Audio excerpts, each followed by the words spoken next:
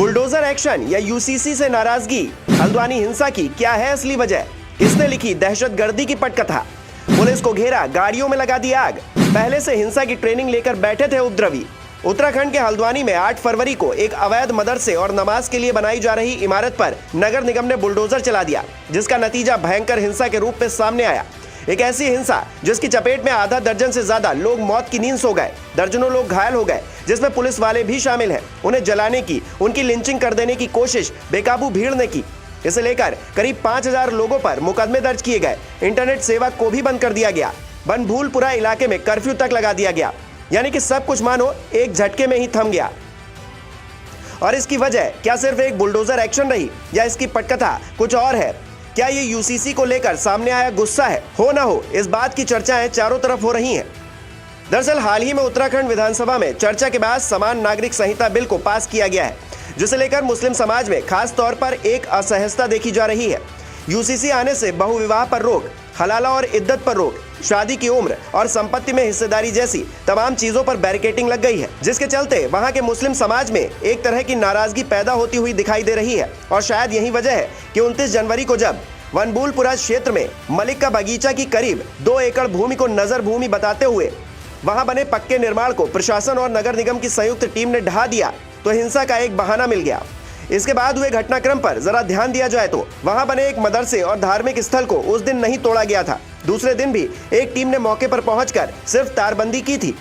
प्रशासन की तरफ से अतिक्रमणकारियों को नोटिस जारी करके 1 फरवरी तक अतिक्रमण हटाने को कहा गया था। 1 फरवरी तक प्रशासन भी शांत रहा, कोई कार्रवाई नहीं की गई। इसके बाद 3 फरवरी को अचानक बनभूलपुरा क्षेत्र के लोग विरोध में उतर आए और नगर निगम कार्यालय पहुंचकर अधिकारियों के सामने प्रदर्शन करने लगे। हालांकि बात नहीं बनी। अधिकारियों ने भी 4 फरवरी की सुबह 6 बजे अतिक्रमण तोड़ने के फैसले पर मुहर लगा दी।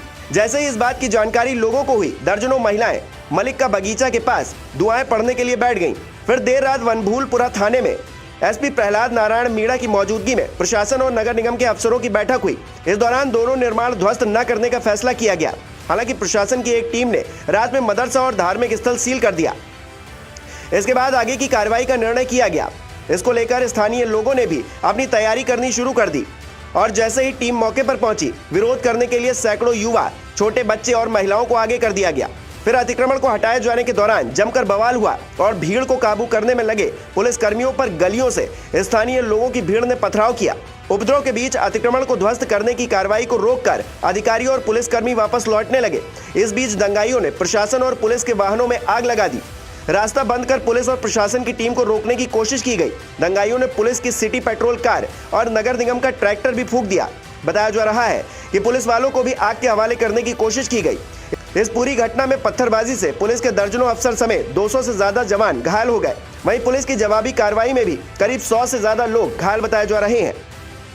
कुल मिलाकर स्थानीय लोगों का गुस्सा कई सवाल खड़े कर रहा है। सवाल ये कि 7 फरवरी को यूसीसी विधानसभा से पास होने के 2 दिन बाद ही हिंसा क्यों हुई, जबकि प्रशासन ने पहले ही कार्रवाई की थी, तब हिंसा क्यों नहीं हुई?